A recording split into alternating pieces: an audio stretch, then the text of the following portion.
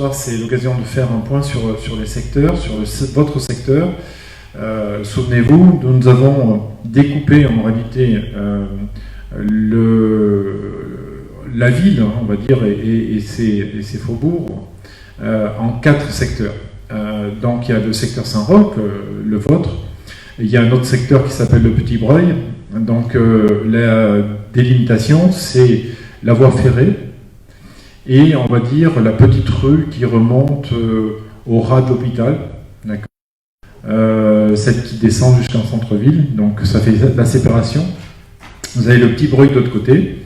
Et enfin, vous avez de l'autre côté, vous avez l'espace, le secteur Pierre-Chény. Pierre-Chény, c'est tout ce qui existe entre la ligne de chemin de fer, donc le viaduc de Costé, et qui revient jusqu'à l'avenue de la Gare, et Tuja, jusqu'à la petite rue qui descend au camping.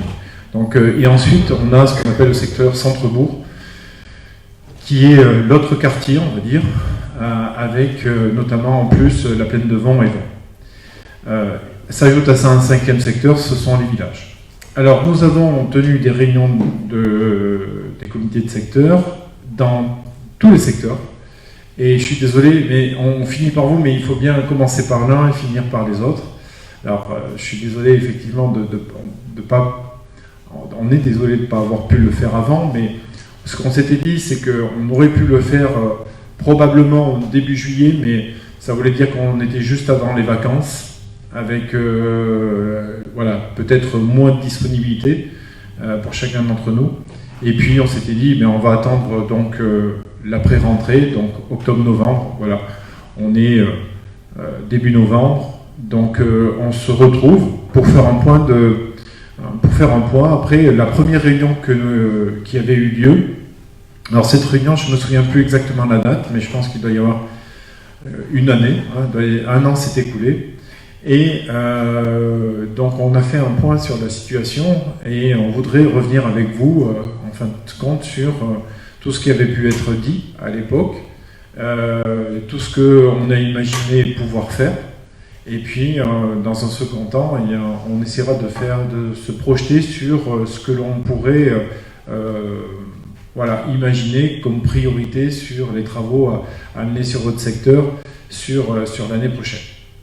Hein, voilà ce que je vous propose. Alors, simplement, l'idée, on est bien d'accord, hein, c'est de partager, hein, c'est un moment de partage, d'échange, où vous vous êtes amené à révéler en fait eh bien, certaines choses qui tiennent de l'entretien, par exemple de votre rue, du secteur. C'est le moment de nous amener des informations sur l'état. Ça peut être l'état de la signalétique, de l'éclairage, on a eu des témoignages, l'état des routes, des voiries, ça peut être des trottoirs, comme il nous a été précédemment amené. Ça peut être aussi des choses qui traitent d'une manière plus large à tout ce qui concerne votre environnement. Mais aussi ce qui concerne vos loisirs, ce qui concerne la quiétude, la convivialité de ce quartier-là, la mise en valeur, ça peut... voilà, en réalité, c'est la place au projet pour ce secteur. Et il peut y avoir des projets. Parmi ces projets, il peut y en avoir qui, puisque vous avez le Mont Saint-Roch, peut par exemple tourner autour du Mont Saint-Roch, l'idée de Saint-Roch, la valorisation ou l'utilisation de cette montagne qui est exceptionnelle, qui est ce volcan qui a enrichi notre Lanjadois de sa fameuse pierre, hein, qui a fait Lanjac et sa renommée. Donc voilà, vraiment c'est ouvert. Alors pour commencer, tout simplement, je pense que le mieux c'est de revenir, faire une petite marche arrière et de revenir à ce qui avait pu être dit. Un mot, Gérard, en faisant l'inventaire de tout ce qui avait pu être dit la dernière fois. Ah oui, je vois qu'il y a pas mal de monde. Je crois que la première réunion qu'on avait fait, je crois qu'il y avait... Donc à cette première réunion, je ne sais pas si vous en souvenez, mais on avait établi déjà une petite liste de travaux ou de choses qu'il y aurait à faire. Donc je vais simplement vous énumérer cette liste qu'on avait fait la première fois, la première réunion. Alors, il y a certaines personnes dont je ne vais pas citer les noms qui avaient donc exposé les problèmes auxquels elles pensaient, à savoir, au point de vue lumière, des problèmes de réverbère au haut de Bellevue et l'absence d'éclairage public, route des Vignes. Ça, c'était Madame Mathieu qui l'avait dit.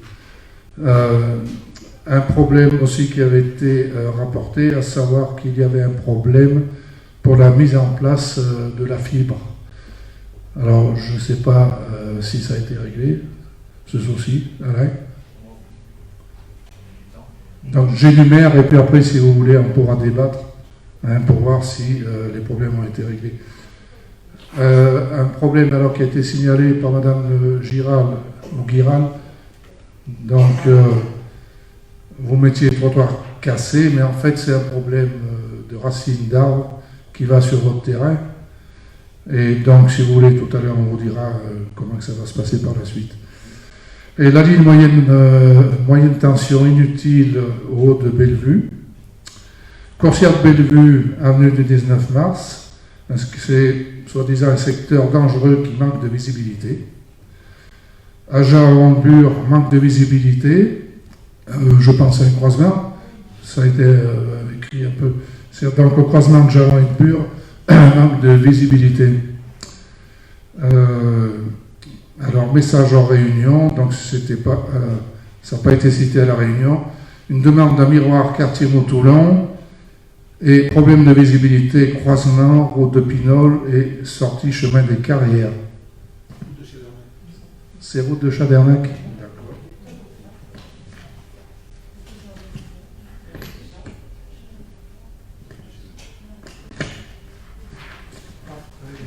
Après, nous avions, et je vais terminer par ceci, alors une plantation d'arbres rue de la Margide proposée par M. Moreau en lien avec une éventuelle piste cyclable, itinéraire piéton. Voilà les sujets que nous avions abordés ou les réclamations que vous avez faites lors de la première réunion. Bon. C'est exact.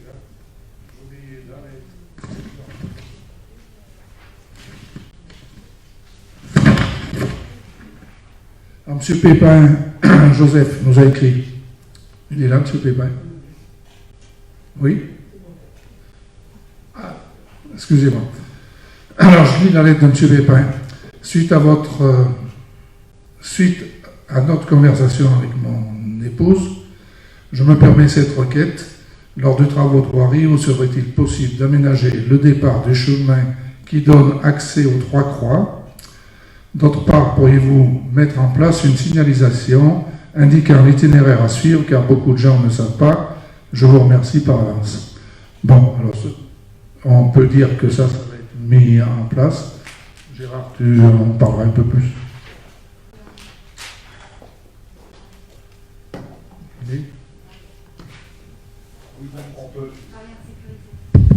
Oui, je crois qu'il avait été dit aussi que le chemin d'accès pour arriver aux Trois Croix était un peu dangereux, donc des barrières de sécurité seront mises en place.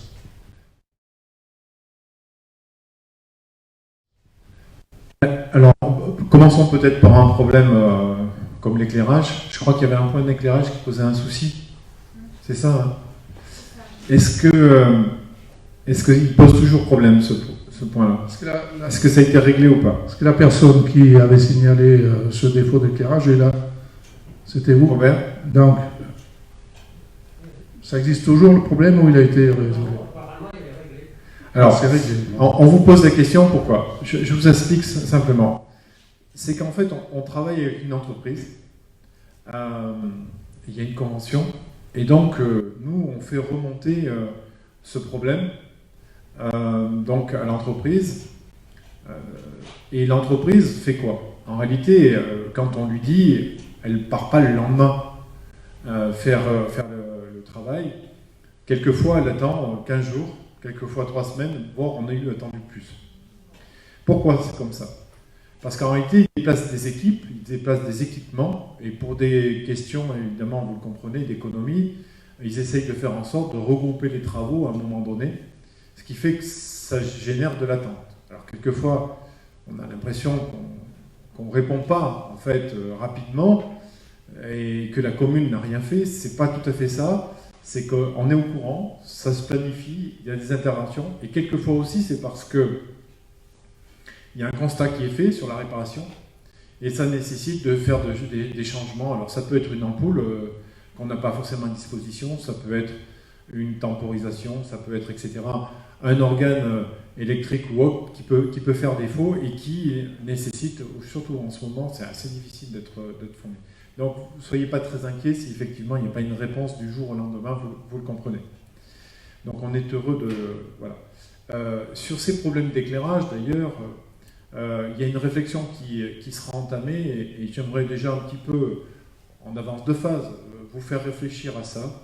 Vous savez que on parle de villes de nuit étoilée, hein, c'est-à-dire qu'en réalité, il y a de plus en plus de cités qui décident, à partir d'une certaine heure, hein, d'éteindre les lumières, ou bon nombre de ces lumières. Et donc, c'est juste, hein, je vous lance la réflexion en vous disant, réfléchissez, quelles seraient sur ce secteur les lumières qui pourraient être éteintes, tout ou en partie, mais voilà, avoir une réflexion. On aura l'occasion de revenir sur ce sujet-là, mais je pense que c'est à vous d'y réfléchir aujourd'hui. Est-ce que ça a un sens d'avoir un éclairage toute la nuit, alors que bien des fois il n'y aura aucun passage, par exemple, ou pas une vraie nécessité? Sinon, pour rassurer, certains trouvent ça rassurant, etc. Mais ça, c'est vraiment un point de vue qui est partagé et on est prêt, nous, à entendre les uns et les autres qui se positionnent pour ou contre. Voilà, le débat est ouvert. Rue Saint-Roch, c'est déjà comme ça.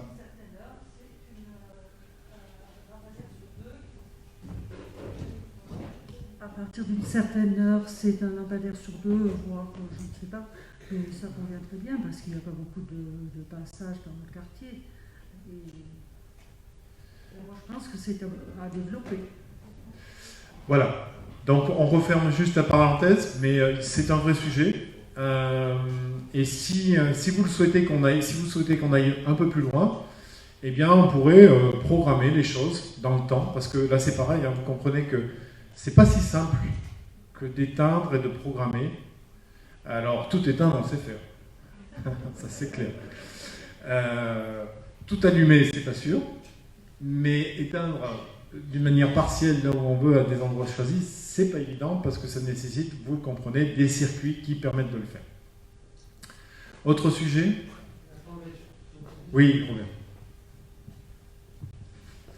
J'avais entendu dire, alors je ne sais pas si c'est vrai, si c'est faux, mais je crois bien que c'est vrai, qu'il existait un système qui permet la nuit de baisser l'intensité, ça permet de faire des économies, baisser l'intensité à condition bien sûr que les lampes, que l'installation le permette.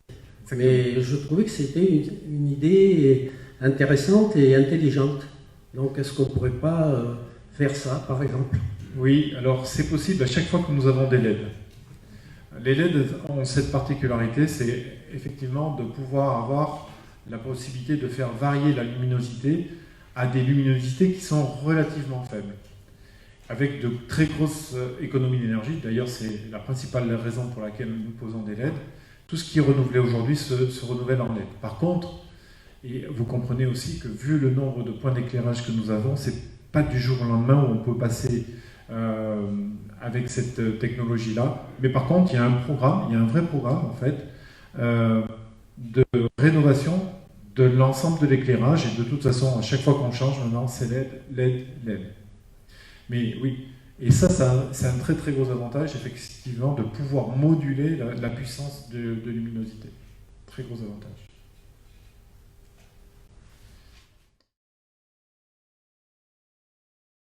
Alors, autre point, c'est la sécurité. On a parlé d'endroits, notamment, je crois que c'était, alors on a parlé, secteur dangereux, manque de visibilité, coursière de Bellevue. D'ailleurs, tiens, juste un mot sur notre lotissement de Bellevue et Moutoulan, puisque c'est votre secteur. En réalité, on a réussi à vendre tous les lots sur Bellevue. Je crois qu'en Moutoulan, il n'en reste plus qu'un seul aujourd'hui.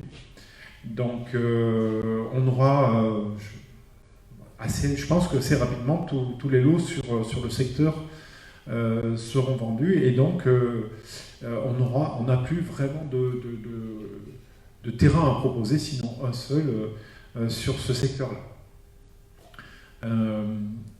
Pour l'instant, nous n'avons pas envisagé de faire des extensions. Alors pourquoi on n'a pas envisagé jusqu'à maintenant? Parce qu'il y a un phénomène de domino, je vous explique simplement. Nous avons la nécessité de revoir un PLU qui date de plus de 10 ans, 12 ans je crois, et ça veut donc dire que si on doit revoir le PLU, il y a aussi d'autres contraintes, c'est-à-dire que nous devons d'abord valider un plan de prévention des risques d'inondation. Et d'ailleurs, il y a une réunion prochaine, elle est programmée quand cette réunion? Il faudrait qu'on regarde notre emploi du temps. Le 24, réunion publique sur ce qu'on appelle le PPRI, plan de prévention des risques d'inondation, où on présentera en fait ce qui permet d'aller jusqu'à la validation, et notamment il y a une enquête d'utilité publique qui est lancée, et ça permet à tous les habitants qui s'interrogent, ou en tout cas qui ont des remarques, voire des réclamations à faire sur le modèle qui est proposé, c'est-à-dire sur le plan et ses restrictions, d'avancer en fait leurs réclamations pour qu'elles soient ensuite instruites par Monsieur le Préfet, qui donne suite ou pas, effectivement, et qui peut engendrer quelques modifications, par exemple, pour que ce PPRI soit adapté. Voilà. Donc, par contre, il nous faut ce PPRI avant de pouvoir changer le PLU. Donc, ça va dans ce sens-là. Ce qui veut dire que le PLU, on va le mettre en chantier probablement en milieu d'année prochaine. En tout cas, s'il n'y a pas de problème sur le PPRI qui ferait qu'on soit amené à reporter les délais. Et ensuite, dès qu'on entame la démarche, il y a presque 2 ans, 1 an et demi, 2 ans, pour que ça se finalise, parce que là aussi, c'est pareil, il y a un gros travail. Et dans le cadre de ce PLU, ça sera à ce moment-là où on étudiera quelles sont les possibilités d'extension que nous pouvons avoir, que nous pouvons procéder, et tout ça évidemment en respectant toute une réglementation, en respectant un environnement, en respectant l'existant, c'est-à-dire les habitats avec la convivialité, avec la paisibilité, avec le problème des réseaux, c'est-à-dire que effectivement vous comprenez que ça suppose aussi l'extension de réseau, et tout ça doit être parfaitement identifié parce qu'on peut avoir des réseaux à saturation, etc.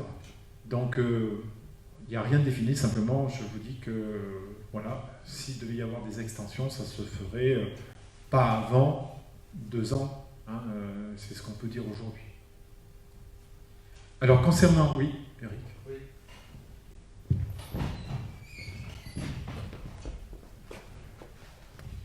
Merci Gérard. Déjà, je voudrais remercier la municipalité de faire cette réunion parce que c'est l'occasion importante pour les habitants de pouvoir échanger avec l'équipe municipale, son maire et adjoint, sur les différents projets. Déjà, je trouve que c'est une bonne initiative et je m'en réjouis. Je voudrais faire une observation par rapport au PLU. On a déjà discuté, Gérard, je t'ai saisi à ce sujet. C'est vrai que j'ai eu le désagréable constat de voir sur le secteur de Bure, que nous habitons ici avec un certain nombre de collègues, entre le PLU, le POS, l'ancienne version du POS en 2011 qui a été modifiée, et la version définitive du PLU qui a été adoptée en 2011, ce secteur-là a perdu quasiment 50% de son urbanisation. Et Gérard vient d'en parler, j'ai bien entendu qu'il fallait d'abord modifier le PPRI pour après passer en procédure, et elle est relativement longue, et tu l'as souligné, il n'y a pas de souci là-dessus. Néanmoins, aujourd'hui, on arrive à des aberrations telles qu'on a un certain nombre de maisons, dont je fais partie. Ma maison a carrément été virée de la zone constructible. Cette maison est construite depuis 2003. Le PLU de 2011 a rasé la maison. Je paye quand même une contribution fiscale par rapport à cet établissement, puisque j'y habite tous les jours. Mais il y a des aberrations folles sur ce secteur-là. Et j'ai également pu constater que sur ce territoire, sur cette partie du secteur de Bure, on a des maisons qui sont coupées. Donc on a supprimé des pans entiers et on a sacrifié ce secteur-là. Alors, je ne sais pas comment ça s'est fait. Certainement que vu de la place de Jaude, c'est un cabinet clermontois qui a fait le PLU, c'était peut-être simple d'aller passer des coups de gomme ici ou là. Néanmoins, localement, je suis un peu déçu de voir qu'il n'y a pas eu de concertation avec les habitants pour discuter de cette affaire-là. Je ne suis pas contre le fait d'éviter un étalement urbain parce qu'on a beaucoup de consommation d'espace urbain, mais ceci dit, on arrive à des aberrations et des hérésies qui font aujourd'hui qu'on a des secteurs qui sont frappés comme ça, de façon arbitraire, j'ai envie de dire, d'une urbanisation et de développement de projets sur des habitats qui datent déjà d'un certain nombre d'années. Donc voilà, je voulais faire part de cette remarque, mais je crois que le maire en a déjà parlé, et certainement que le chapitre va se réouvrir, et il peut compter sur ma présence pour essayer de débattre de ce sujet, d'en sortir d'une façon honorable, parce qu'il faut bien regarder les choses avec bonne intelligence et objectivité, parce qu'autrement on ne pourra pas avancer sur certains projets. Merci. Merci Eric d'illustrer comment en fait peut être utile ces réunions de comité de secteur. En réalité, voilà, ça sert à ça. Ça sert effectivement à remonter toutes les incohérences qui peuvent exister, sachant que en réalité, c'est vrai qu'aujourd'hui, on ne va pas se pencher sur le pourquoi c'est comme ça, mais comment on peut changer les choses demain. Et le comment on peut changer les choses demain, ça commence aujourd'hui, par ces échanges, qui nous alertent effectivement. Et puis, ça permet aussi, ça vous permettra, et c'est bien pour ça que nous programmons ces réunions, d'échanger d'une manière assez régulière. Et donc, on ne loupera pas l'occasion de pouvoir amener ces remarques le jour où on parlera PLU, forcément. Et donc, on ne loupera pas l'occasion, lorsqu'il y aura une enquête d'utilité publique, de faire remonter ces remarques si on n'est pas d'accord avec les choix qui auront été peut-être débattus ici, et d'une certaine manière peut-être aussi arbitrés. Donc, du coup, voilà, il y aura la place pour chacun à l'expression et à faire valoir, en fait, son avis. Ça, c'est important. Si on revient sur le sujet de la voirie, alors sur le problème de la sécurité, il y a un ou deux croisements qui sont problématiques, qui semblent, en tout cas, qui sont remontés comme dangereux. Il y en a. Alors là, je parle sous votre contrôle, parce que on parlait de la coursière de Bellevue. Alors, secteur dangereux, manque de visibilité, je pense que c'est sur le haut. Sur le haut. Alors, vous savez que cette coursière, elle n'a jamais été totalement goudronnée à Essian. C'est-à-dire que si elle avait été goudronnée, on imaginait que, eh bien, elle aurait été très souvent utilisée. Et je pense que l'ancienne municipalité avait fait ces choix-là, les anciennes. Et à vous de nous dire s'il faut le changer ça. Personnellement, en ce qui me concerne, je ne pense pas que ce soit vraiment la bonne solution. Que d'utiliser cette coursière comme une voirie, parce qu'effectivement, pour le coup, on rendrait peut-être encore plus dangereux l'endroit. Vous en êtes d'accord? Alors maintenant, il est vrai que ça manque de visibilité, c'est-à-dire que on a, notamment quand on vient de Jean, et quand il faut tourner à gauche sur Pinol, là, c'est vraiment problématique. Alors, à cet endroit-là, puisqu'on est en aveugle, et je dis bien puisqu'on est en aveugle, oui, c'est Pépin. Alors, on pourrait mettre un rétroviseur, on pourrait mettre une glace, effectivement. Alors, le problème des glaces, je vous le dis très honnêtement, c'est qu'on ne peut pas mettre des glaces sur tous les croisements. Nous, on a décidé d'une règle qui est assez simple, c'est-à-dire que, on mettrait une règle lorsque, en fait, on a des cas où on est en aveugle. Qu'est-ce qu'on veut dire par là? C'est-à-dire que quand vous arrivez, vous êtes obligé de vous avancer pour voir. Donc on a une situation en aveugle. Et dans ce cas-là, la glace, elle se justifie. Vous voyez ce que je veux dire? Par contre, quand on a d'autres croisements qui peuvent être dangereux, mais simplement, il faut ralentir, il faut s'avancer pour trouver de la visibilité, c'est autre chose. Là, effectivement, peut-être qu'une glace pourrait être utile. Oui, Gérard, c'est pas de ta compétence, de toute manière, c'est la compétence du département. Ce sont deux routes départementales qui se croisent, donc, et hors agglo. Ce qu'on pense faire, si tu veux, c'est de faire remonter au département, parce que nous, en fait, on joue le rôle de relais auprès du département. C'est ça. Hein. Moi, quand je bossais à Langeac, j'avais fait neutraliser j'avais fait faire une ligne continue, si tu veux, à la sortie donc, du carrefour pour éviter que les gens dépassent, si tu veux, avant d'arriver sur le carrefour du département d'A-116. Donc, déjà, bon, c'était une amélioration. Mais l'autre côté, si tu veux, ça implique que si le département met un miroir,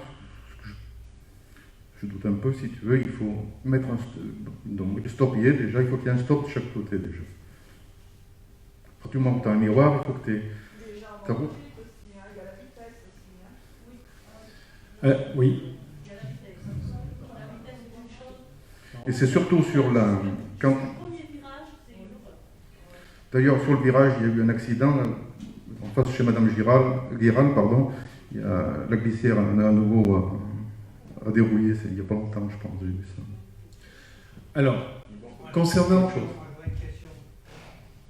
Si c'est possible. Attends.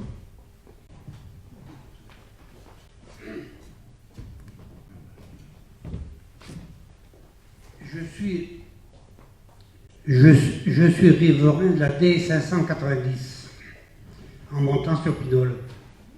Le panneau de Langeac, qui est censé, on doit rouler à 50 à l'heure, est là-bas très bas. On est d'accord? Il est plus bas que Valandricher. Est-ce qu'il serait possible, ce panneau de Langeac, de le mettre vers justement le croisement qui vient de Jean?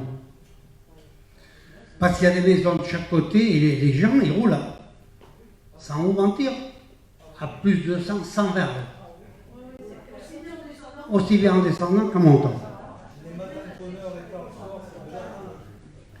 Alors, ça a été dit, nous sommes sur une départementale. Et sur le départemental, en réalité, c'est le département qui peut procéder à certains choix. Maintenant, sur la position du panneau, là, effectivement, la mairie peut positionner son panneau, donc peut procéder effectivement au changement de sa place, c'est-à-dire remonter là où vous pensez être le bon endroit pour qu'on amène un ralentissement. Alors, nous, on a posé la question au département lorsqu'on a vu Madame la Présidente avec ses services la dernière fois, qui concerne tout ce qui concerne la voirie. Chantal, tu étais là avec Michel? Tu n'étais pas. Il y avait Michel en tout cas. Alors, donc on a eu cette réunion et on a posé certaines questions qui relèvent de la sécurité et notamment le déplacement des panneaux. On pense devoir le faire en plusieurs endroits. Sur cette voirie-là, c'est le cas, mais on a aussi les voiries de la Madeleine, c'est-à-dire qu'aujourd'hui, le panneau, vous le voyez, il est situé au milieu de la plaine de Vent, d'ailleurs il manque de visibilité pour le coup, et il y a quand même une intersection dans un virage qui est dangereux, etc. Donc on pense effectivement le remonter, de toute façon pour descendre à plus de 50 et prendre le virage à plus de 50, c'est un peu compliqué. Mais en tout cas, il y a aussi un autre endroit, c'est Accosté. Parce que Accosté, mine de rien, il n'empêche que il y a aussi, on a de l'habitat à proximité. Et bien, quand vous sortez vous partez en direction de Brioude, juste après le rond-point sous le pont SNCF, je vous garantis que si vous devez tourner à gauche, il y a que des coups de frein par terre qui montrent vraiment que, encore une fois, il y a un peu trop de vitesse. Voilà. Donc, on a demandé. Donc aujourd'hui, il y a un travail à faire avec les services du département pour que ça puisse être effectif. Mais on a commencé d'abord à procéder à la demande, donc Madame la Présidente nous a dit qu'il n'y avait pas d'opposition de principe là-dessus et que ça relevait de la compétence de la commune que de définir le meilleur endroit. Voilà. Après, on a quand même des problèmes de vitesse. Alors, les moyens pour réduire la vitesse ne sont pas si simples que ça en réalité. Parce qu'un dos dans une descente, ça peut être extrêmement dangereux. À un feu de régulation, ça peut marcher, hein, ça aussi, ça fonctionne, c'est-à-dire que ça passe au rouge à partir du moment où vous dépassez une certaine vitesse. Voilà, donc ça c'est possible aussi, c'est ce qu'on appelle plutôt des feux pédagogiques d'une certaine manière, ou en tout cas qui peuvent affirmer votre fierté. Enfin, il y a différents procédés qui existent.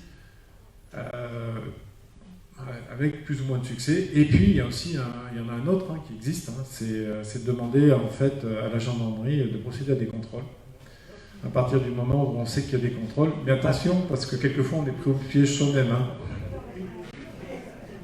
On entend la différence dès que la personne, certaines personnes, je ne veux pas dire toutes les personnes, sortent du panneau de Langeac, on entend monter les vitesses. Ah mais c'est... Bien sûr. Bien sûr. Alors que la route, elle est quand même à 90. C'est départemental. Comment? Une départementale est à 90. En Haute-Loire, on est à 90. Mais pas partout. Quand c'est signalé. Quand c'est signalé. Et sur Pinol, elle est à 90, je suis désolé. Bon, alors, on vous a entendu, donc vous voyez, on avait un petit peu anticipé sur cette problématique, de la vitesse et des panneaux, mais on envisage finalement sur 3 des entrées de modifier l'emplacement. En fait, on s'adapte tout simplement à l'évolution de l'habitat, parce que voilà, Bellevue n'existait pas avant, aujourd'hui Bellevue existe, il y a beaucoup d'habitats, il y a donc beaucoup de circulation, il y a donc de la mobilité à vélo, il y a à pied, et donc les besoins changent. Donc c'est assez naturellement qu'il faut procéder aux modifications. Oui. Ouais. À propos de la vitesse, merci. Oui, je disais donc, à propos de la vitesse, on a abordé le sujet, il faut aller au bout. J'habite 7 rue du 19 mars, en face de la montée de Bellevue. C'est une folie. Le matin de bonne heure et le soir à partir de 6 heures, c'est une piste de running. Ça monte à 80, 100. Et le matin de bonne heure, ce qui est terrible, les gens qui partent au boulot, moi à 7 heures je suis encore au lit, désolé, je suis à la retraite. Je les entends passer, et bien je vous garantis que pour sortir du lotissement de Saint-Roch-en-Cou, c'est... Ce qu'il faut savoir également, c'est que nous, ça fait 20 ans qu'on est là. Les 12 premières années, dans un rayon de 100 mètres, on a eu 4 accidents de la route. Attends, 4 accidents de la route. Le premier, des touristes qui montaient, qui leur GPS leur a dit concert Bellevue, ils montaient un peu vite, ils ont pris la maison qui fait l'angle. Robert, mon voisin, a eu sa voiture, ses 2 voitures écrasées par quelqu'un qui descendait. Une personne, un jour, est montée, il a voulu faire un demi-tour pour redescendre au concert de Bellevue. Elle s'est fait percuter par une voiture qui descendait. Un fils de nos anciens voisins, dont je tairai le nom, un jour a fait un tonneau sur la route. Sa voiture était sur le toit devant chez Robert. Bon, il n'y a pas eu de mal, mais enfin, ils sont descendus, ils ont remis la voiture sur la route, ils sont partis. Je n'oublierai pas le camion fou qui a dévalé. Il n'y a pas eu de mort, c'est un miracle. C'est un miracle. C'est un miracle. Et dernière en date, un camion de paille espagnol qui s'est garé devant chez moi en plein été. Il avait allumé les freins, ça fumait, c'était incroyable. On a éteint l'incendie du camion avec un jet d'eau, parce que voilà, donc c'est hyper dangereux. De déplacer le panneau, certes, je pense qu'il faut le faire, mais réduire cette vitesse-là, c'est vraiment, c'est grave. Alors, après, on a des services compétents au département qui ont des moyens pour réduire. Alors, ça peut être une chicane, ça peut être un rétrécissement de la voirie. Voilà, ça peut être... Oui. J'ai bien compris, Gérard, que ce n'est pas du domaine de la municipalité, je suis d'accord, mais nous, on a une pétition qui est prête, on va l'envoyer au département, avec copie à la mairie, bien entendu, mais il faut faire quelque chose, parce que c'est infernal. Entendu. Il y a aussi quelque chose qui marche bien, malheureusement, ce n'est pas très utilisé en France, c'est le marquage au sol. Quand vous allez dans les pays anglo-saxons, vous avez un marquage au sol qui vous rappelle la dangerosité et le marquage au sol, vous le voyez, c'est-à-dire qu'on regarde la route. C'est très efficace. Alors en France, on n'a pas trop ce type de marquage au sol, où par exemple on va vous mettre que vous devez ralentir et que vous avez la répétition, etc.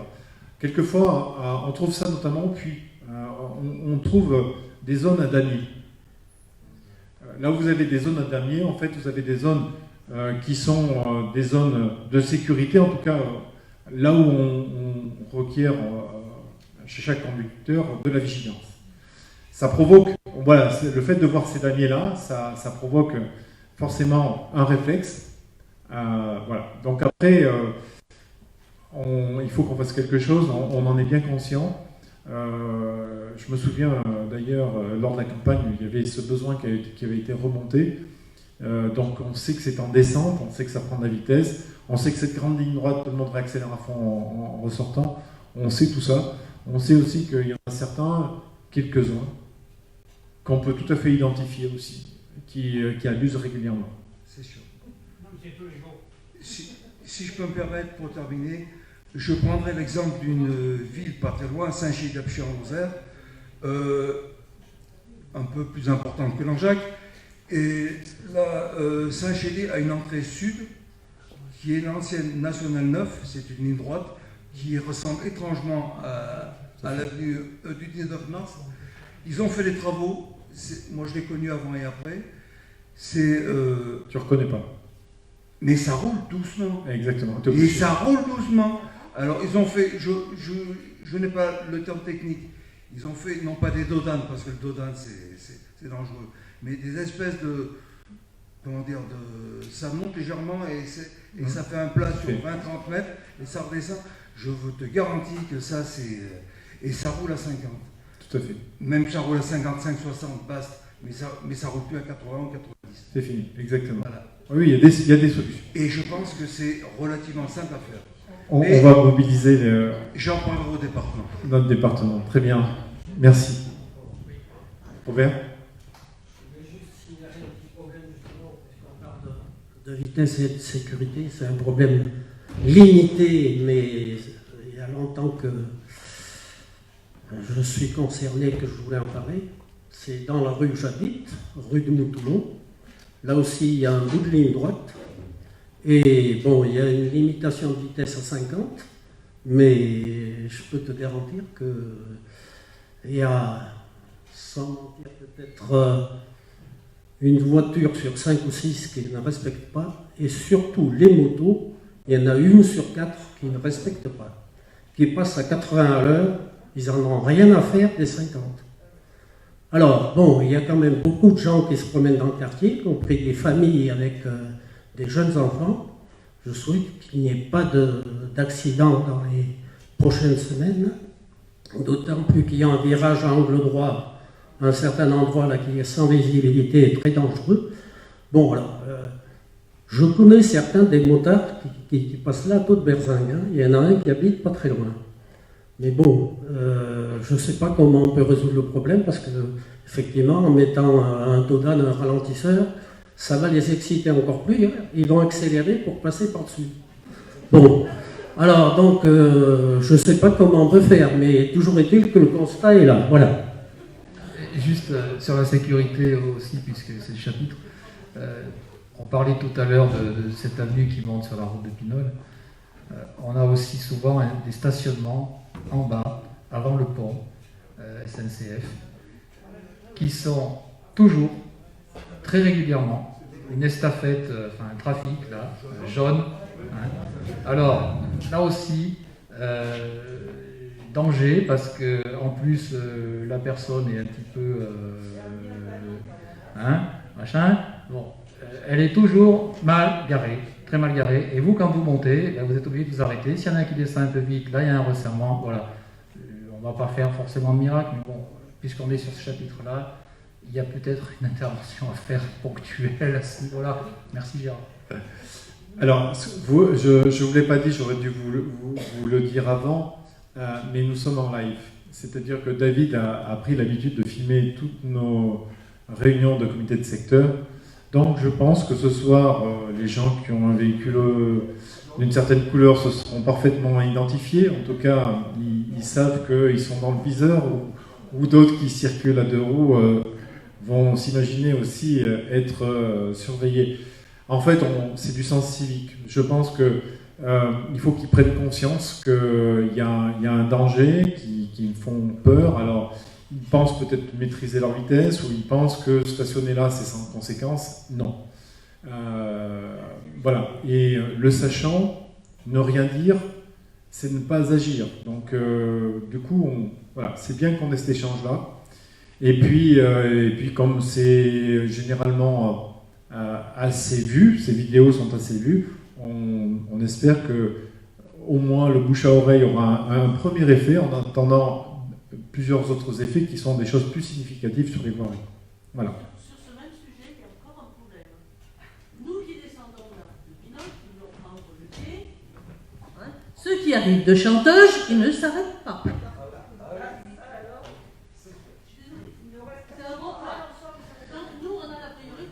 Alors, des fois, ça passe à 2 cm. alors, ceux qui arrivent de Saugues ne sont pas forcément tous Sauguins, hein, on est d'accord. Hein. Ils peuvent descendre de Moutoullon et passer par là. C'est un petit clin d'œil que je fais à nos amis, à nos amis Sauguins. Simplement, effectivement, vous avez raison.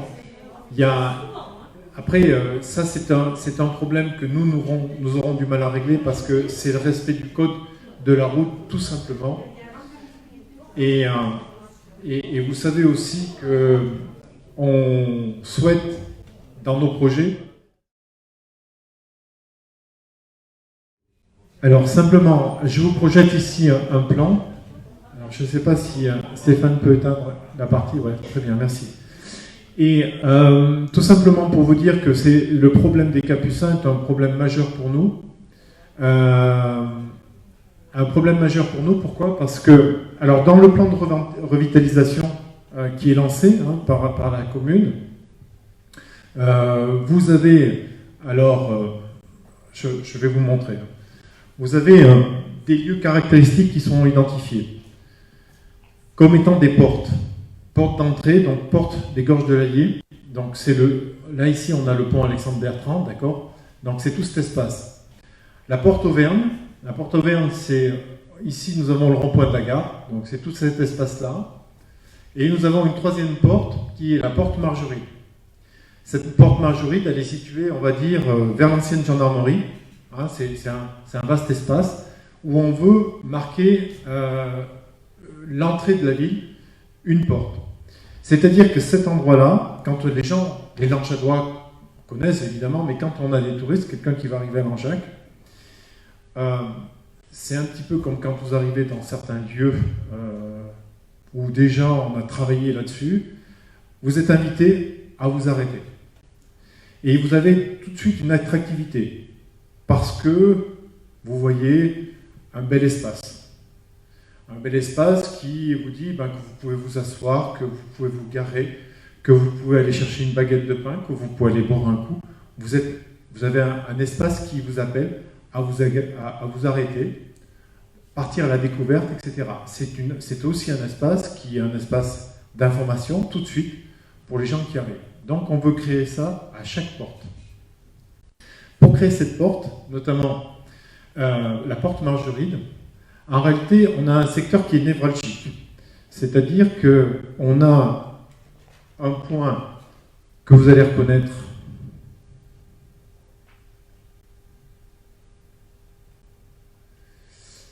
Alors, c'est celui-ci. Vous voyez ici la médiathèque Alors, je dois avoir l'engin qui va bien.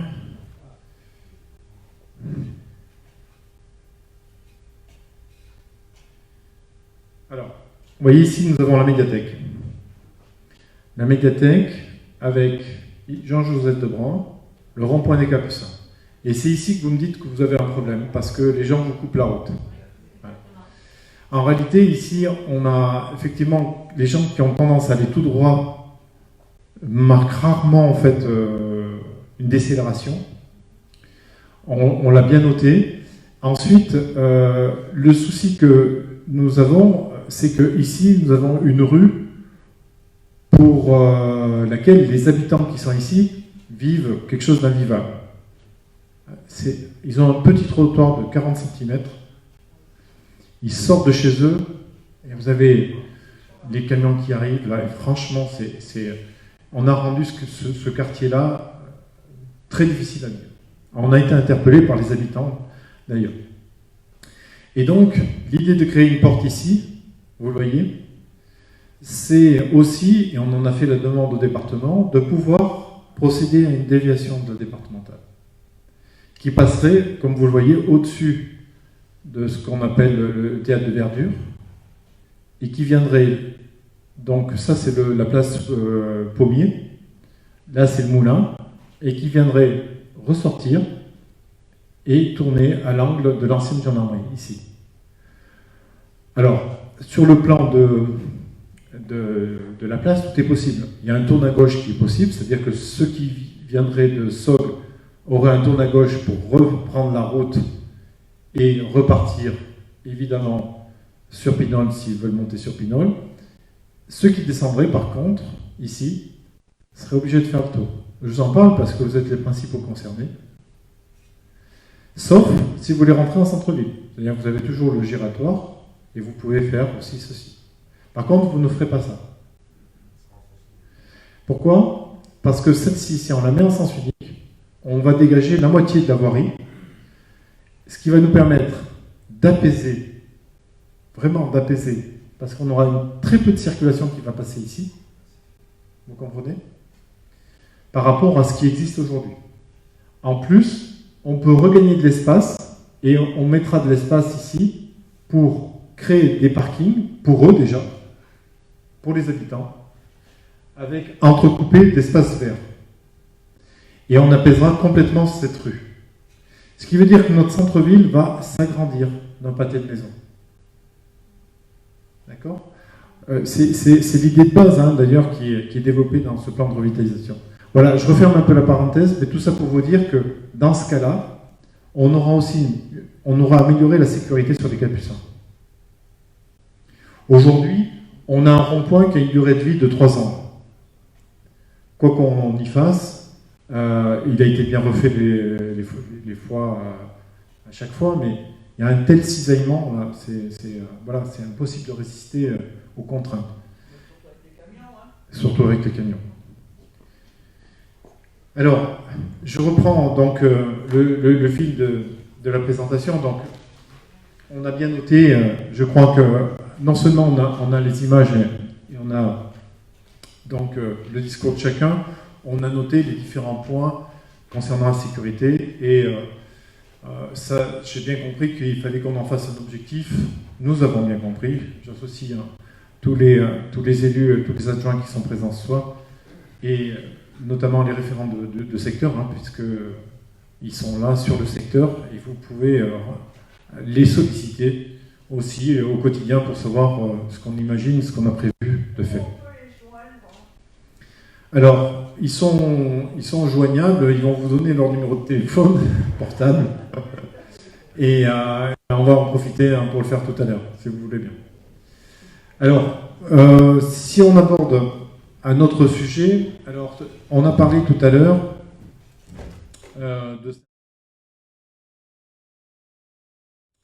de Saint-Roch. On a parlé notamment du petit chemin qui monte au sommet de Saint-Roch.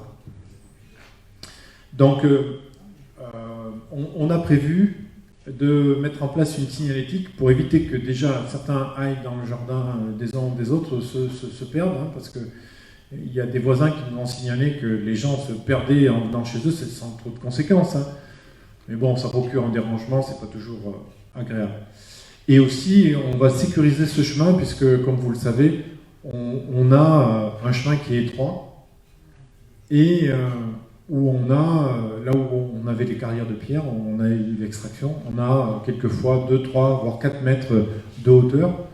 Donc pour éviter une chute, au bord du chemin, oui, peut-être plus. Voilà. Alors, voilà, donc on va sécuriser ce chemin pour monter jusqu'aux 3 crans, parce qu'on sait qu'il est quand même utilisé, et puis c'est dommage qu'il ne soit pas utilisé, parce que c'est un bel endroit, un endroit où on domine la ville. Cet endroit a beaucoup d'attrait, hein, et puis il a toujours été utilisé, hein, dans la tête de tous les gens jadois. On était gamins, on y montait déjà, et c'est bien que ça continue et que ça soit aussi nos enfants qui continuent d'y monter. Voilà. Donc ça, il faut qu'on puisse l'entretenir, si vous en êtes d'accord. Donc il n'y a pas énormément de travail, simplement de la signalétique et de la protection à ces endroits-là. À un moment donné, il y avait un panneau explicatif du volcan. Il a été complètement abîmé. Ce serait bien qu'il y ait qu'on renouvelle ça. Oui. Alors c'était le SMAP qui était à l'initiative de ces panneaux-là. Je crois, non, Pierre? Non, Pierre me dit que non. Alors on va laisser parler Pierre parce qu'il est particulièrement impliqué puisqu'il faisait découvrir à beaucoup de touristes en fait tous nos beaux volcans. Oui, effectivement, moi je voulais m'exprimer sur donc la présence de cet édifice volcanique remarquable. Alors, juste sur le panneau, pour répondre à Maggie, en fait c'est une opération qu'avait lancée le département avec le CPIE à l'époque, qui avait fait un recensement de différents sites remarquables volcaniques à l'échelle du département, et qui avait équipé donc ces sites de panneaux informatifs et pédagogiques, etc. Ça avait coûté beaucoup d'argent au département et ça n'a pas du tout été suivi et entretenu, et sur beaucoup de ces sites, et notamment sur Saint-Roch, voilà, le matériel qui avait été installé a été entièrement détruit, disparu. Et c'est dommage parce que effectivement c'est une structure géologique très particulière. On n'en trouve pas partout, loin de là. Et surtout, ce qui est intéressant à faire, c'est le lien entre cette structure que les hommes ont utilisée, cette ressource naturelle que les hommes ont utilisée pour construire bien des monuments et bien des bâtiments à Langeac que tout le monde connaît, je ne vais pas vous faire la liste. Ça serait vraiment intéressant de pouvoir mettre ce site en valeur, de faire le lien avec l'origine géologique de cette roche et l'utilisation que les hommes en ont fait. Alors moi la question que je me pose, c'est les carrières, notamment celles qui bordent ce fameux chemin. Je ne sais pas si c'est le domaine public ou privé, voilà, c'est peut-être compliqué à mettre en valeur, mais ce serait vraiment intéressant d'avoir une réflexion autour de ça, parce que je pense que ça peut intéresser bon nombre de visiteurs qui viennent sur Langeac, et voilà, je pense qu'il y a quelque chose à faire sur ce site-là qui est vraiment assez intéressant et remarquable. Et facile à voir, parce que la présence de carrières nous montre à l'intérieur de la structure, donc il y a beaucoup de choses à observer, à mettre en valeur et à partager. Monsieur Pépin, je vais vous donner la parole. Je profite de l'occasion pour vous dire aussi que ces réunions de comité de secteur, c'est aussi destiné à faire en sorte que des projets, alors on peut parler de micro-projets peut-être, ou de projets, peu importe, mais qu'on se dise, voilà, dans 1 an, dans 2 ans, dans 3 ans, on montera au sommet de Saint-Roch et on aura fait ceci, on aura fait cela. Et je pense que si on ne se fixe pas ces objectifs-là, eh bien c'est pas demain qu'on va les atteindre, donc il faut être clair là-dessus. La commune, elle peut amener des moyens, on a des agents, on peut financer, on peut prévoir, mais ça se prévoit à l'avance, c'est-à-dire que si effectivement vous mûrissez cette idée-là, le comité de secteur, s'il mûrit mûri cette idée-là, si les bonnes idées, parce que les bonnes idées, alors finalement il vaut mieux que ce soit vous qui êtes du secteur, qui avez cette réponse, hein, c'est-à-dire que vous avez cette capacité à peut-être à estimer ce qu'il y a de mieux comme solution. Tout à l'heure, M. Pépin me disait non, c'est pas 4 mètres, c'est beaucoup plus. Ben oui, donc ça montre bien que voilà. Donc ce que j'aimerais, c'est que ça soit votre projet, hein, le projet des habitants du secteur, et que ça soit pas forcément celui de la commune. Après, ça devient celui de la commune de fait, hein, mais pour le coup, voilà, ça serait bien que, un petit peu à l'image des quartiers, comme ça se faisait avant, hein, parce que oui, ça a existé avant, on n'a rien inventé, hein, simplement on essaye effectivement de faire en sorte d'être plus près de ce que vous pouvez imaginer pour votre secteur. Voilà, dites-nous ce qu'il faut ce qu'on pourrait faire, et eh bien on s'étalera à la tâche. Je vais juste ajouter un mot, parce qu'il m'est arrivé assez souvent, je suis dans le quartier depuis pas mal d'années, quand je travaille dans mon jardin, il y a des touristes qui s'arrêtent et qui me demandent par où il faut passer pour monter à Saint-Roch. Bon, alors, moi je leur explique, c'est pas un problème. Enfin, j'en avais déjà parlé à la municipalité d'avant, et à un des principaux responsables à la mairie, qui m'avait répondu, non, on ne mettra pas de panneau, parce que ça engage la responsabilité de la municipalité. Bon, à partir de là, il n'y a plus de discussion possible, quoi. Voilà. Moi, je pense qu'effectivement, un petit panneau avec une flèche, c'est facile à faire, et pour les touristes, ça serait extrêmement utile. Alors, concernant la responsabilité de la municipalité, je pense que la personne qui te l'avait dit avait raison, ça engage la responsabilité de la municipalité, mais si je suis devant vous ce soir et que je vous dis que, voilà, dites-nous comment on pourrait procéder et qu'on s'attellera à la tâche, ben, je vais en prendre la responsabilité, on en prend la responsabilité. Il faut que les choses avancent. Il y a des choses qui sont possibles, évidemment. Et ça met, voilà, on a forcément une responsabilité, mais pour ça et comme pour d'autres choses. Après, on peut faire les choses en bonne intelligence. D'ailleurs, qu'est-ce qu'on fait? On ne fait rien que finalement sécuriser les lieux. Donc, est-ce que je ne serais pas plus responsable de rester sans rien faire? Est-ce qu'on ne serait pas plus responsable, les adjoints? Voilà. Donc, allons-y. Allons-y. Donc on peut l'inscrire comme un projet pour le secteur, si vous le voulez bien. Par contre, il faudrait qu'on organise des temps d'échange pour étudier les différentes propositions. Oui, M. Pépin.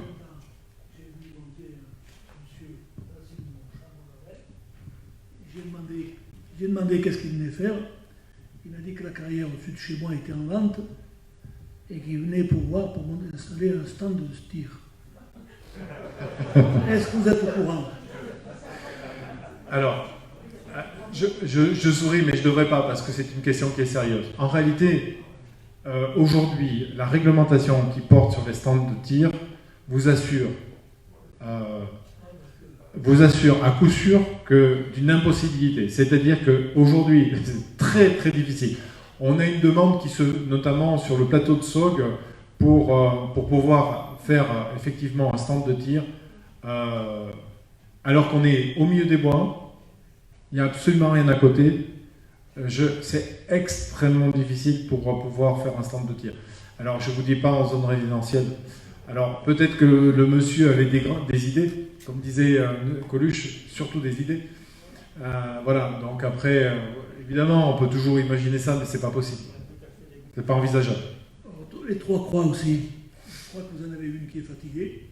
Alors, très fatiguée. Très fatiguée, mais on en a parlé. Ça fait partie des choses que nous avons donc mis en plan de rénovation.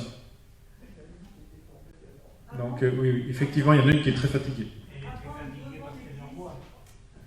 Oui, parce qu'elle est en bois. Avant, devant l'église, il y a eu, pendant longtemps, une croix de mission. Tout à fait. Voilà. Et donc, moi, je ne suis pas très impliquée dans les choses compliquées, mais cette croix de mission aurait peut-être sa place autrefois. Alors, pour tout te dire, on avait imaginé qu'elle retrouve sa place. Alors, comme certains autres objets qui font partie du patrimoine verniculaire, En particulier les fontaines. on l'a fait récemment ailleurs. Donc l'idée c'est voilà. Alors après, bon, cette croix, nous effectivement on a prévu de la remplacer. Est-ce que ça sera par une autre croix? Aujourd'hui on ne s'est pas posé cette question. Si ça allait être, on aimerait par contre que certaines choses qui ont été enlevées retrouvent leur place. Et quand je dis leur place, c'est celle que nous avons toujours connue. C'est celle qui a été leur lieu à partir du moment où elles ont existé. Voilà. Vous savez, les gens disent en visitant Langeac qu'elle est riche d'infrastructures, qu'elle est riche de patrimoine, qu'on habite un bel endroit. Mais surtout parce que quand même, il y a d'authenticité. Il y a un patrimoine. Et je pense que c'est des notions qu'il faut qu'on entretienne. Voilà, ça se fait sans grosse difficulté. En réalité, c'est simplement une histoire de volonté. Avec les travaux qui se sont faits, il y a eu beaucoup de pierres très très précieuses qui limitaient les angles des maisons. Et même certaines maisons vont en être déstabilisées parce qu'ils ont enlevé les pierres qui soutenaient des murs. Alors, je ne vais pas développer parce que je pourrais... c'est un sujet qu'on a abordé avec l'architecte des bâtiments de France, où on a été faire le constat ensemble. On est plutôt sur le centre-ville, on revient un petit peu sur Saint-Roch, mais sur l'idée de la croix, oui. Donc ça, effectivement, on va procéder à sa rénovation, certainement sans changement. Dans l'angle, par exemple, de la médiathèque, il y aurait la place d'une belle fontaine.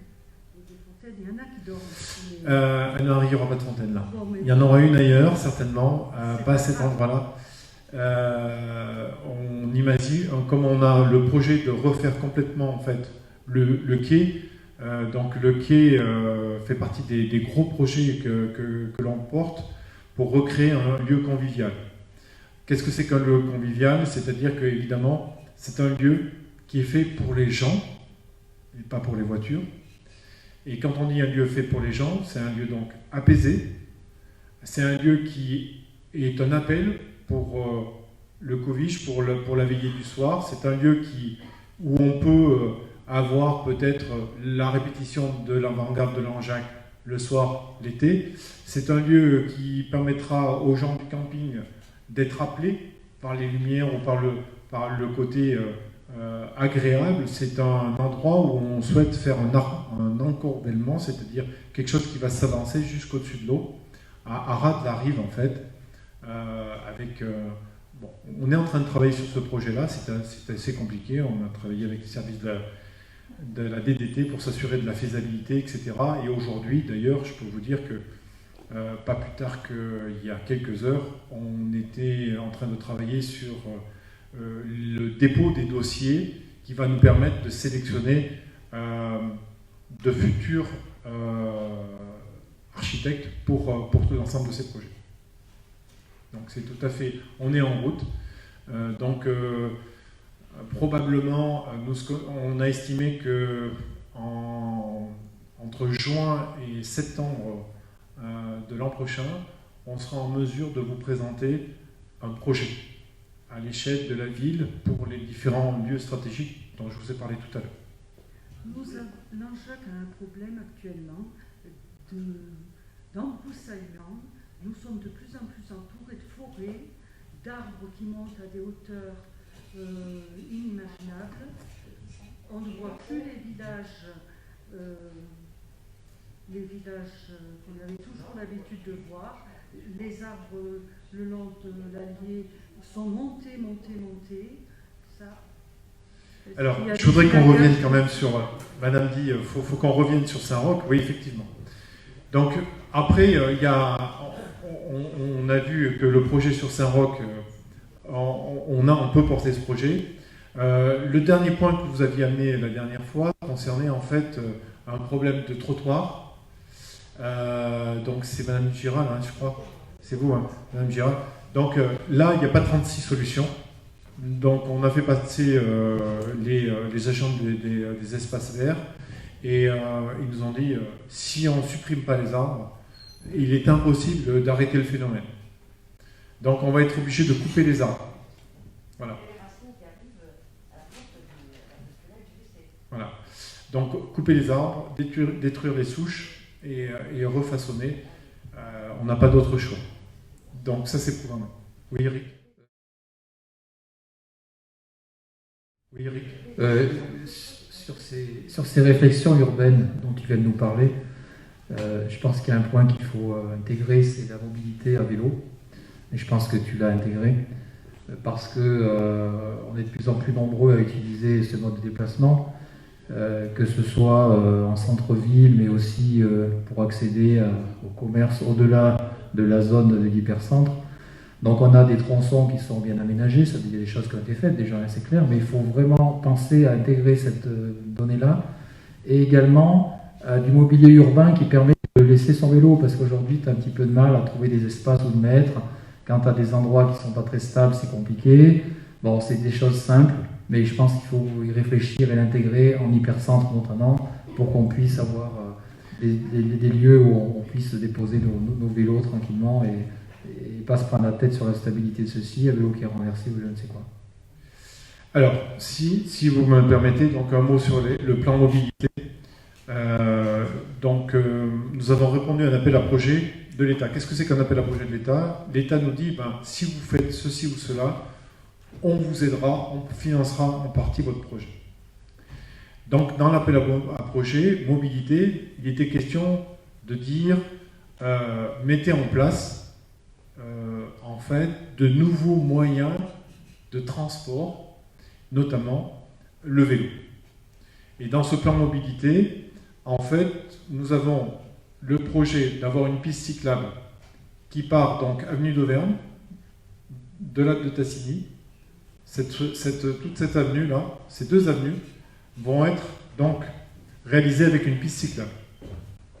Ensuite, cette voie-là, en piste cyclable, c'est une partie d'un tronçon qu'on appelle la V70, c'est-à-dire que là, vous avez la piste cyclable qui va arriver du côté de Reillac, la continuité va se faire comme ceci, là, elle viendra reprendre ici, là, on est proche du moulin, d'accord, et on suit le bord de l'eau, on remonte vers les tennis pour repartir. Il y a un autre tracé possible qu'on a imaginé, c'est aller jusqu'à ce qu'on appelait avant l'auberge de l'île d'Amour, qui s'appelle le Resto aujourd'hui, repasser sous le pont SNCF pour sortir de ce côté. Donc aujourd'hui, la continuité de la piste cyclable qu'on appelle la V70, qui permet de relier en fait la Loire à la Méditerranée, c'est un projet régional, interrégional d'ailleurs, puisqu'il est porté par plusieurs régions. C'est un projet qui avance, le département y travaille, nous y travaillons, et on trouve du financement, comme je vous le disais, c'est important le financement, sinon il n'y a aucun projet possible. Maintenant qu'on a créé cette route-là, cette V70, on a souhaité évidemment que la piste cyclable passe par le centre-ville.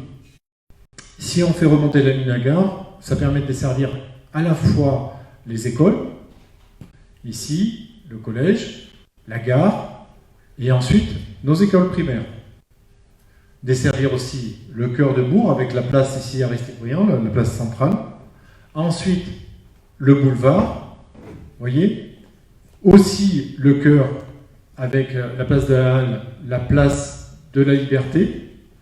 D'accord. Le retour au milieu du quai par la... Vous voyez. Et ensuite, vous avez aussi ce retour-là qui se fait devant la médiathèque. La passerelle, en fait, ne va pas être à cet endroit-là, mais va être au niveau de la médiathèque. En tout cas, pas tout à fait au niveau de la médiathèque, mais on va dire, là vous avez les trois peupliers qui sont plantés, en haut du quai, qu'on appelle. Donc la passerelle sera à ce niveau-là. Et donc, ça sera destination des piétons et des vélos, et ça permettra en fait un accès de l'autre côté de la ligne. Donc ça, c'est les pistes cyclables interurbaines. Et ensuite, on a fait en vert des pistes qui permettent de desservir les secteurs. Alors, on passera vers le futur centre aqualudique, dont les travaux ont commencé, on est en plein désaménagement. Ensuite, on passera, comme vous le voyez de l'autre côté de la voie SNCF, pour remonter sur le Petit Breuil, pour revenir vers ce qu'on appelle les HLM. Alors ici, vous avez la route qui monte à Volmadé, vous voyez, donc on passe face à face, on redescend pour revenir ici, proche de la barrière SNCF, reprendre la petite rue, le petit chemin qui amène derrière l'hôpital et l'EHPAD qui est là, pour reprendre en fait cette route montante entre nous.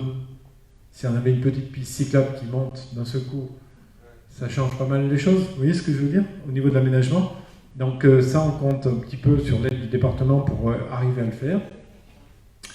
Et donc, ici ensuite, évidemment, vous prenez la route direction de Chadernac, et puis on reprend finalement cette route que vous connaissez qui dessert Moutoulan et qui arrive ici sous le pont SNCF, et on récupère la voie, la piste cyclable. Voilà, on fait une boucle. Alors après, on en a une aussi sur le secteur ici Pierre Chany, alors qui nous permet de partir un petit peu à la découverte des petits chemins de la commune, hein, de la ville. Et puis ici, eh bien, vous voyez, quand on sera passé de l'autre côté de l'Allier, on récupère les chemins à travers ici les jardins pour retrouver en fait la coursière qui monte la Madeleine.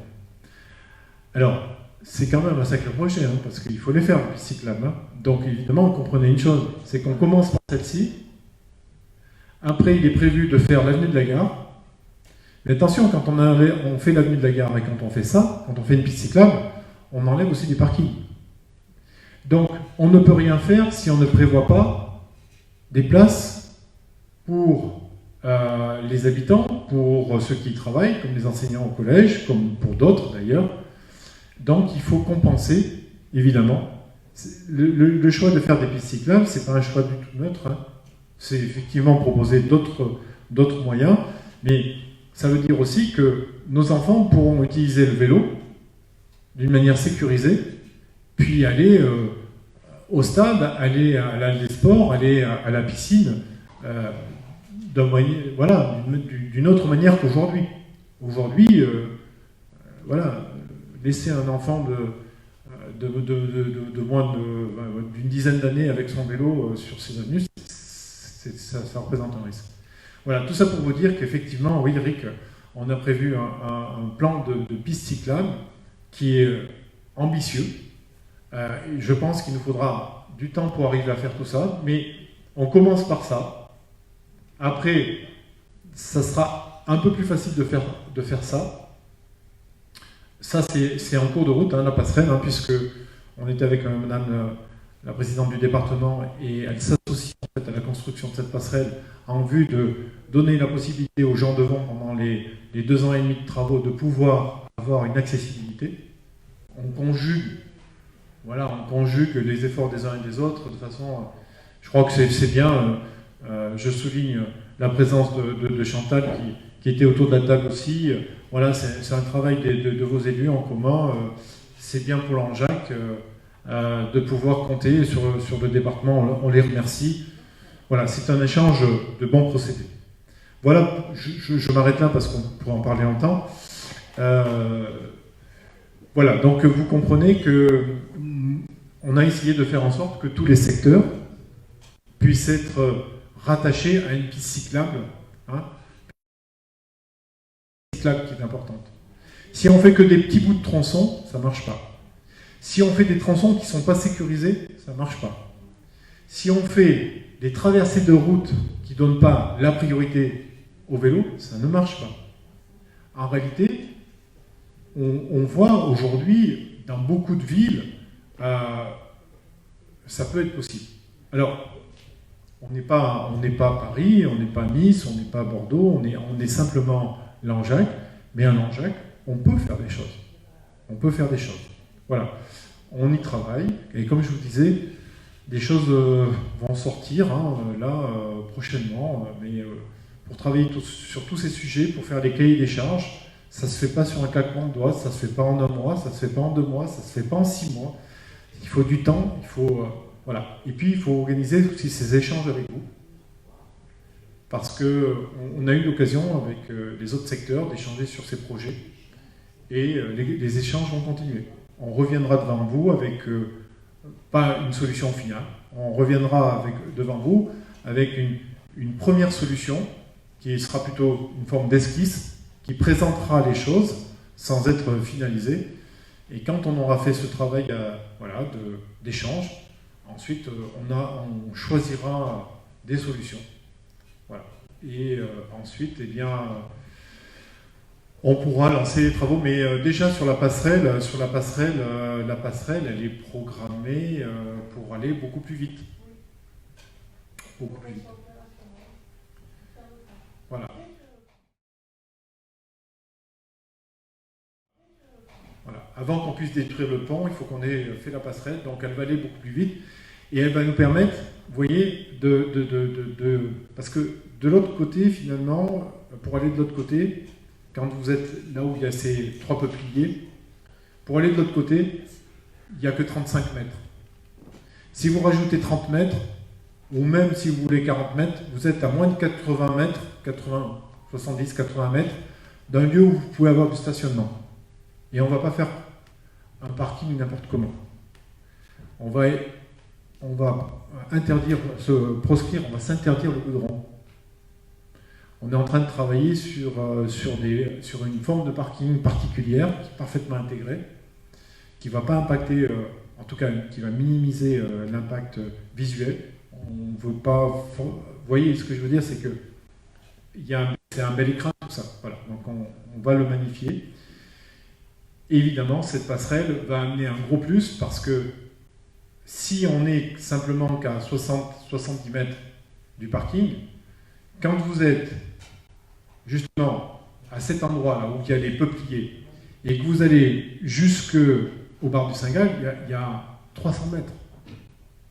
Ce qui veut dire, c'est simple, hein, c'est tout à fait vérifiable, hein. Ce qui veut dire que quand vous êtes garé en face, vous êtes plus proche, en réalité, que si vous êtes garé à l'autre bout du quai. Donc ça a du sens, hein, le parking en face. Oui, alors, je peux vous couper, s'il vous plaît. Je vous en prie. Expliquez-moi pourquoi il y a toujours sur le quai un quart du conseil régional ou général pour les gamins là, qui prend 7-8 places pour le garer, alors qu'il y a de la place au foirail. Alors pourquoi un car se gare sur le stationnement du quai? Oui. Eh bien, alors, ce quai se gare régulièrement là pour prendre les enfants qui partent aux écoles du Puy, me semble-t-il, si c'est le même dont qu'on imagine. Ou alors, si c'est d'autres cars, eh ben, ils le font comme n'importe quel autre usager qui utilise les places du parking, mais peut-être d'une façon anormale, puisque c'est pas la destination d'un parking de car. Et là, après, vous savez quoi, c'est l'agent de police municipale, c'est l'agent gendarmerie qui peut faire valoir les choses. Parce que le foirail, il y a toujours de la place au foirail. Mais le car, systématiquement, il est toujours là. Où est-ce que qu'est-ce que vous appelez le foirail? De l'autre côté Ah oui. Et non, mais alors, vous voyez... Alors, et là, vous voyez l'intérêt de la déviation de la départementale. Parce qu'on sait que le parking Louis Pommier, donc là où il y avait le foirail, effectivement, là où on a le moulin, hein, on est d'accord, hein, à côté de la microcentrale, là, eh bien, ça ne marche pas. Ça ne marche pas. Pourquoi? Parce que, en réalité, quand vous allez vous y garer, vous faites un détour, vous êtes au bout du détour et vous revenez. Donc, ça ne fonctionne pas. Et quand les gens arrivent de Saugues, naturellement, mon capucin, il tourne et ils viennent chercher de la place au quai. C'est naturel. Et le jour où vous aurez, en réalité, la route qui ira directement, c'est-à-dire que vous n'êtes plus qu'à 20 mètres ou 30 mètres du lieu de parking, le parking va fonctionner. C'est assez simple. Hein. En réalité, c'est des réflexes. alors c'est pas moi qui le dis, hein, ce sont les architectes, c'est notamment l'architecte des bâtiments de France, qui nous a dit que jamais, face à la collégiale, quand les gens sont sur le champ de fête, ils feront le détour s'il y a quelque chose qui permet d'aller tout droit. Jamais. C'est-à-dire qu'on a le réflexe d'aller tout droit, d'aller au plus court. Et ça, voilà. Donc, pour répondre à votre question, malheureusement, aujourd'hui, la départementale ne permet pas de rendre accessible, très accessible, ou en tout cas, dans la tête des gens, ce parking accessible. Donc, voilà. Donc, le car n'y va pas. Parce que le car, c'est pas commode pour y faire demi-tour là-bas, parce que c'est pas très propre, parce que si, parce que là, parce que ça a moins de visibilité, parce que c'est plus commode. C'est plus loin. Et la commodité, vous savez, on la cherche un peu tous les jours, quoi. Voilà. Donc, alors, il y a des choses qu'il faut rendre impossibles par des choix d'aménagement, et d'autres qu'il faut rendre possibles par aussi des choix d'aménagement. Donc, c'est là-dedans qu'on s'inscrit. Voilà. De toute façon, à ce que ça devienne naturel d'utiliser les différents endroits, espaces, usages, etc.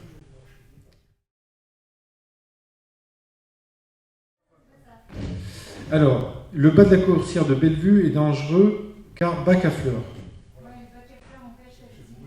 Ah, d'accord. Donc vous êtes favorable à ce qu'on enlève ce bac à fleurs?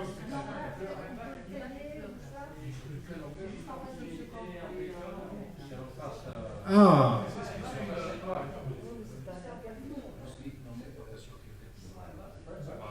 Alors c'est pas un bac à fleurs?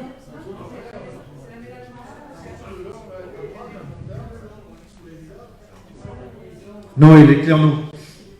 Oui, alors, à propos du bas de la descente de Bellevue, ça a été réaménagé il y a quelques années, ça a été pas mal fait. Mais ce que je me permets de dire, parce que je suis témoin, je suis juste en face, les gens qui descendent de la coursière de Bellevue se servent très mal de la bande d'arrêt. C'est-à-dire, arrivés au bas de la descente, ils se gardent tout droit pour descendre sur l'Anjac et ils se tortillent la tête là pour voir si quelqu'un arrive.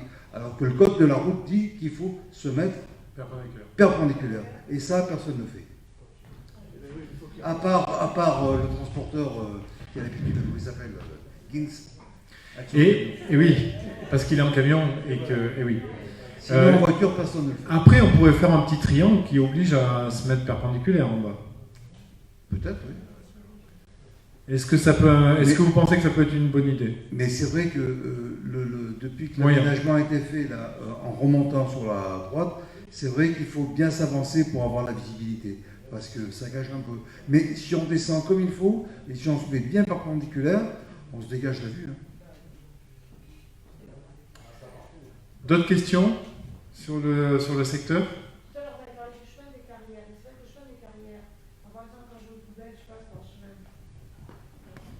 Le chemin des carrières avec la route qui va à Chadernac, c'est ça?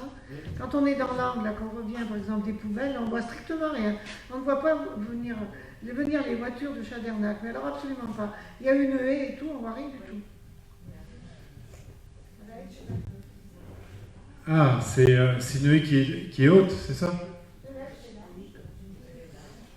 Alors moi j'ai du mal un petit peu à visualiser.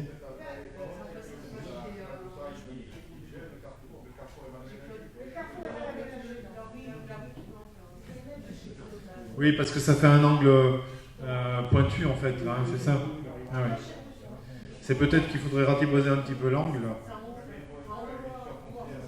Mais est-ce qu'on... Pardon?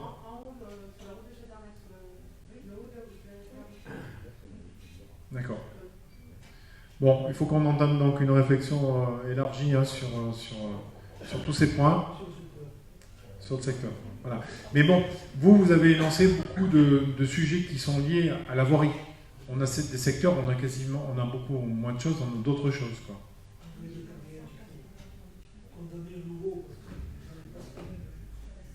Entre les deux carrières.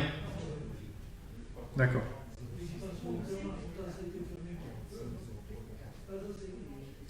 Donc là, voilà, je vous disais tout à l'heure qu'on avancera une solution et puis vous nous direz ce que vous en pensez, s'il y a des choses qui manquent ou des choses qu'il faut modifier. En tout cas, c'était un plaisir de vous recevoir ce soir. Oui, pardon, allez-y. J'habite donc Valandrichet. Est-ce qu'il serait possible de faire un sens de circulation? Alors, est-ce que si on fait un sens de circulation, ça vous... Alors ça, il faut que ça recueille le sentiment du plus grand nombre, hein, on est d'accord? Alors c'est une idée qu'il faut mûrir. C'est-à-dire qu'il faut le dire dans votre quartier que c'est d'habitude. Et voir quel retour on a de tout ça. Et si on a un retour qui est qui n'est pas défavorable, moi je vois pas pourquoi ça pourrait pas être une bonne idée. Hein. Valandrichet, ça fait un triangle, on a vite fait de faire le tour. Hein. C'est vrai que le sens de circulation, moi je l'avais proposé déjà, parce que c'est vrai que là aussi on a des personnes qui montent très très vite. Et donc le fait de faire un sens de circulation, ça ralentirait la circulation, effectivement. Ça serait une bonne chose. À moins de mettre un fameux dodan, comme disait le monsieur tout à l'heure, à savoir un dodan très très long, hein, tu sais. Non, même sans parler de la vitesse, moi le premier, le quartier, j'essaie d'être vigilant, et des fois on les passe forcément, et c'est vrai que quand on prend ce virage à gauche, bon, il y a des gens qui descendent, et plusieurs fois on sait. C'est vrai. Non mais t'as raison. Il y a une chose que je voudrais vous dire quand même qui est très importante. C'est que notre discussion-là, elle peut rester plantée là et qu'il n'y a pas grand-chose qui se passe à la fin. Il y a une chose qu'on a prévu de faire, c'est faire un panneau d'affichage par secteur.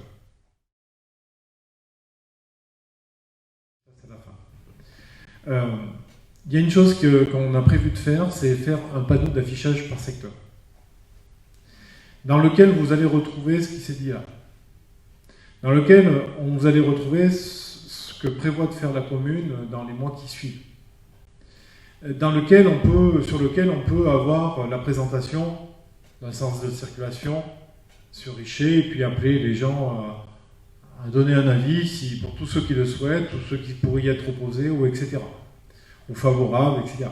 Je pense qu'il faut qu'on agisse comme ça, pour qu'aussi tous ceux qui ne sont pas là ce soir, d'une certaine manière, soient informés. Alors, la vidéo, elle est là pour ça, évidemment, mais il faut qu'on aille au-delà de ça, c'est qu'il faut aussi qu'on rende possible l'information. Quand on veut la saisir, on va vers ce panneau et on sait que ça concerne le secteur et on peut faire un point. Donc, la question, c'est de savoir où est-ce qu'on met ce panneau, où est le meilleur endroit, et là, il n'y a pas mieux que vous. Nous, on ne peut pas le dire. Il n'y a que vous qui pouvez nous dire où est le meilleur endroit pour l'ensemble du secteur. Est-ce que c'est un endroit le plus central? Est-ce que c'est l'endroit le plus pratique? L'endroit où on peut stationner, etc. Donc, cette réflexion, vraiment, c'est à vous de l'avoir. Et oui, madame. C'est pas dans mon quartier, mais la place Jules May. La place Jules May, le jeudi, c'est infernal. Il y en a dans tous les sens. Le terrain au milieu était fait pour des joueurs de boules. Le terrain au milieu, il sert au caca de chien, alors qu'il y a un caca juste à côté. Il n'y a pas moyen de se garer. Les gens sont garés par-dessus, sur les pelouses, sur tout. Alors, oui, c'est un sujet qu'on a abordé, la place Jules May. Mais pour en revenir au sujet, donc, où est-ce qu'on pourrait mettre ce panneau d'affichage qui pourrait vous être utile, et être utile à tous ceux qui ne sont pas là ce soir? Est-ce que ça serait la résidence Paradis? Le quartier Bel Air?